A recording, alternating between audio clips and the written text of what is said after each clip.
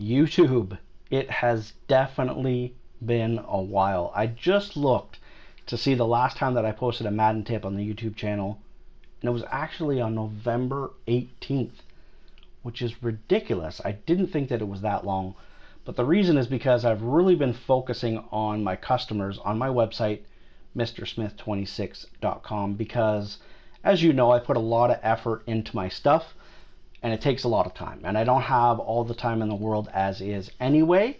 So anytime I find something, I'm just focusing on giving it to them, because I do a lot of gameplay for my tips, which takes a lot of time to edit.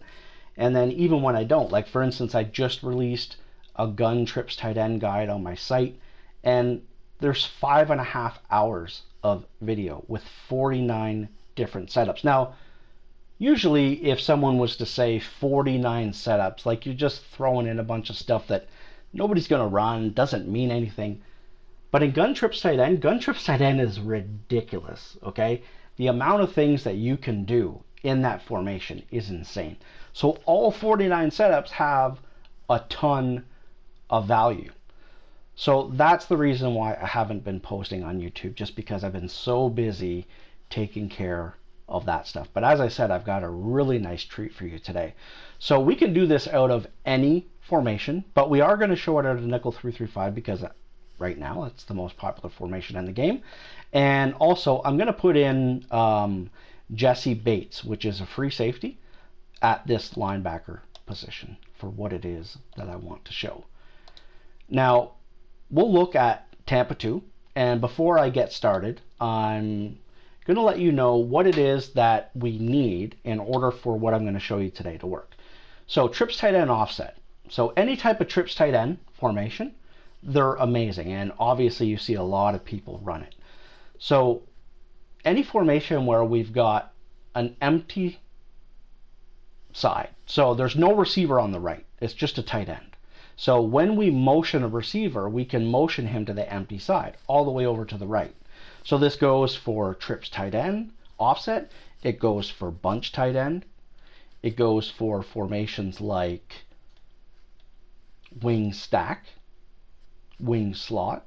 See where there's just tight ends and you can motion the receiver all the way across without there being another receiver over there. And formations like single back ace slot as well. So it's not going to work against, unfortunately, against bunch. So we are going to get into that right now. So trips tight end offset, we'll use the play PA crossers. Really quickly, I want to let you know to check out playbook.gg. That's my guy Zan, known him for a long time. He's probably got a really nice nickel 3-3. Well, I know he's got a nickel 3-3-5. I haven't seen it, but he's a defensive guru, and he's probably got a really nice nickel 3-3-5 for you. I play regs. I don't know if it's because I play regs. I don't know what it is, but I don't scream in nickel 3-5. The only way I scream is this: baseline press, 4-man rush. That's the only thing I know how to do. Like, literally, I've tried all these other things with regular teams, and I can't seem to get the pressure. So that's why you have to check out playbook.gg, because he's going to set you up really nice if you're looking for some 3-3-5, and he's got really nice value on that site as well. So real quick, here's my understanding of how to run this formation. There's two different ways. You can take this guy right here, put him in behind, okay, and a lot of people are going to like put this guy here in a hard flat, which is the linebacker. So if you look right here, that's a hard flat. So if we have a cloud flat over here, you've got a quick pass taken care of with the hard flat and a cloud flat playing a little bit deeper. Then you're going to take the user, and you don't even have to hover. I mean, obviously it helps. You don't have to hold left trigger or anything. Do something like this. Or you could even do this and like send a bunch of people and, bring this guy down and do this, whatever. So that's the first way that I know how to run this formation. The second way is to base align and press, and we'll just put this guy back in his spot, and that's blitz this outside guy, blitz this guy, and that's it. No crashing of the defensive line as far as I know. Maybe that's what I'm doing wrong, but that's how my understanding of running this formation is. So that's real quick before we get into what it is that I want to show. Now, as you saw, we're calling PA crossers. So Wilson is on the deep crossing route. Now, what we can do, especially in nickel 335, crossman is very, I would say it's something that people do a lot. So let's put Jesse Bates, which is a free safety, in man coverage on the crosser, okay? And we've got the pressure over here, so we'll just move this guy down like he's supposed to be. And let's see what happens. And we've still got the, actually, you know what? We're going to do this just so that that area is free, and you can see what happens when we cross-man a safety on the deep crossing route. Well, the computer threw the ball really real quick, so I'm going to man up this dude on the tight end. Okay, so we'll do this. Let's let the computer snap the ball. That's a safety, Jesse Bates, on the deep crosser, and let's see what happens. Okay, so if we send a bunch of pressure at our opponent, which is, obviously people typically love to send a bunch of pressure, right? So if we send a bunch of pressure, we're good, because the pressure is coming, and we're locked down here. Okay, locked down, and now not locked down. If you're playing coverage and they have time, once we get into the trail technique by this guy, we're toast, because this deep crosser, no matter how fast this guy is, typically the route runs at speed, which means that it just means that it's a fast route. Okay, it's a route that it's not like an in route that's kind of like slow developing or something like that. It runs at speed, so he's just going to be in a trail technique, and if we're playing coverage, he's just going to be toast. If we're sending a lot of pressure, then this is going to work. Now, I would say that for a lot of people, the reason why this works is because they do send a lot of pressure. So that's why crossman there has value. And you can also crossman the safety. Now, crossmanning, like if they motion somebody over, right? Like let's say triangle, they motion over. Now we're going to have crossman two ways. But just for visual, right here, like something like this, right? So we'll pretend that Gesicki is Amendola. So a crossman like this, and we like send a bunch of pressure, whatever, right? So that's like a way that you would run, not just nickel 335, but any type of defense. And you want to confuse, and you don't always want a crossman because then it's too obvious. But this is the type of thing that you can do. So let's crossman the safety. Okay, so the actual safety at a different depth than Jesse Bates, which is this guy here. And let's see what happens here on the deep crosser.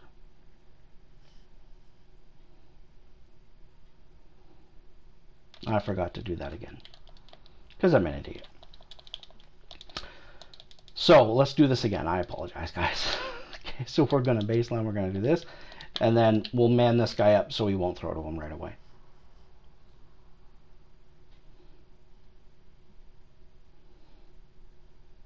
So as you can see, cross-manning like that is good if you're sending a bunch of pressure.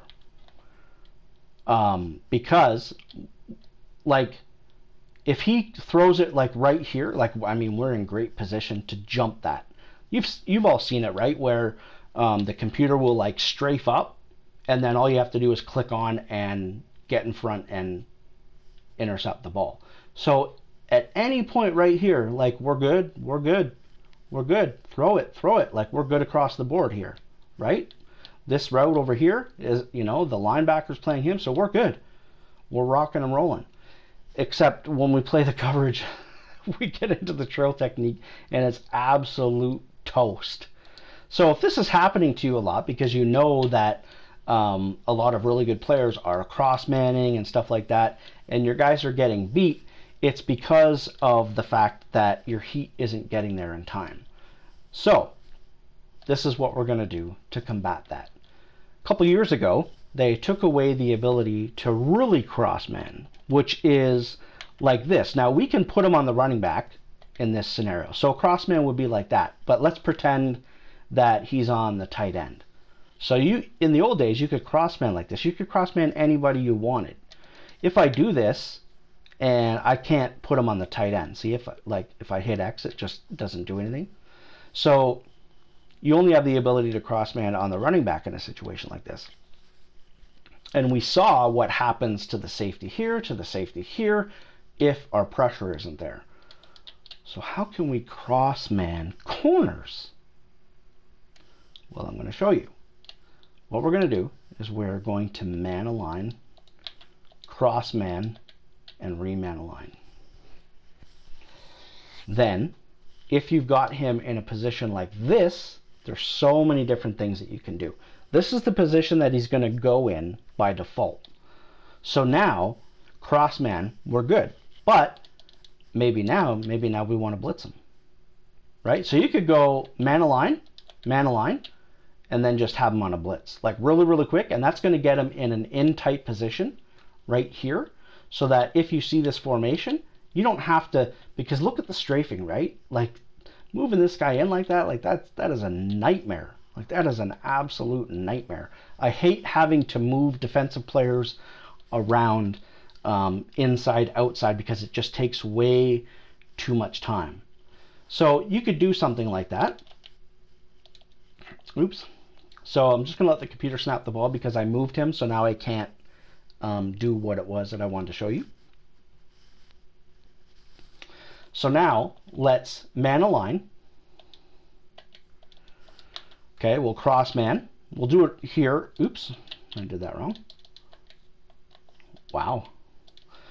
It's L1, that's why. So L1, and then we're going to reman align. But then instead of having him in that position, all we have to do is base align and press. And now we're going to have cross man across the field, which is insanely glitchy. Now, nobody's doing this because I watch people play all the time. Nobody even knows about this. So this is something that, again, I'm giving to you guys, and maybe it doesn't provide you a ton of value. Maybe people never run formations like this with an empty side, as I mentioned. So maybe you're just never going to be able to use it, or maybe you just find like it's too confusing for you. For me, now that I've been running it a little bit more and a little bit more, it's like it's got so much insane value to me. It's crazy. And it just takes practice. You're going to, there's going to be times where you're going to screw everything up with quick adjustments. And that happens. Because in a game, and this is a tip that I'm going to tell you right now, is in a game, when you man align, okay, and then you man up or change your assignment, whatever it is that you do, what you want to do is you want to make one more adjustment before re-man aligning. And the reason you want to do that is because online, there's a little bit of a delay in your quick adjustments, unfortunately, when it comes to man align. So this is okay because it doesn't take anything away from, like it doesn't take you longer to set it up. All it is the order in which you're making your adjustments. Okay, so you come out and you man align. Okay, so one time you put him on whoever it is that you feel that you want, like we could put him over there. Then we're going to make our other adjustment, like say blitzing this guy, and then we're just going to reman align. And then after that, it's like base align and press. I mean, it's the easiest thing in the world, right? So now we're in a situation where I just showed you that other defense. We're sending like a bunch of pressure, and then I could man up this guy here. You could cross man him on triangle, so you have like a dual cross man type thing. Whatever it is that you want to do. The order that you need to do it though is man align, then make your adjustment of maybe you wanted to blitz him so that he's outside Gesicki on a blitz angle. Maybe you cook up some heat of your own, right? So man align, make your adjustment, essentially cross man, make one other adjustment, and then man align again.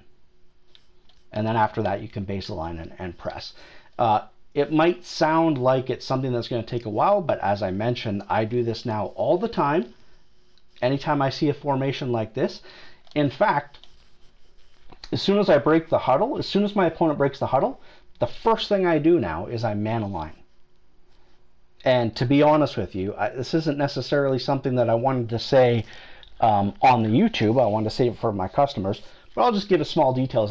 Man align is like the way I play defense now. I pretty much man align in almost every defense. And it's not because of the crossman. I mean, that is certainly helpful. But there's a lot of other reasons why. I'll probably get to that on my site, but I won't say it here. I love the man align. And so I'm going to man align right away. So I don't even need to see the formation. So if I man align and then I see that it's a formation like this, well, now I know that I can make that adjustment and then re-man align, and I'm gold. Obviously, if they start motioning, that's going to create an issue, because if you're set up like this and then they motion one of the three receivers, well, now you have to consider what it is that you've done. So if they motion stills all the way over to the right, well, I've got man coverage there, so it's not the end of the world, right? I mean, I'm still good. I've got man coverage.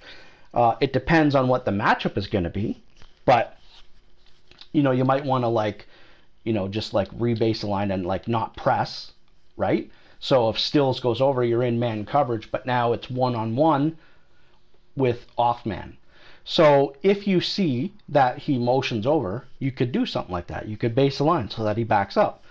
Or, you know, you can just reset this where you put him in a deep half, you put him in a cloud flat or hard flat, you know, do whatever it is that you want. And then you've re-maintained your integrity defensively. If you were to cross-man stills and they motion Amendola over, well, now you need to consider another option, such as maybe manning him up because he's going to motion, and now you've got the safety manned up again.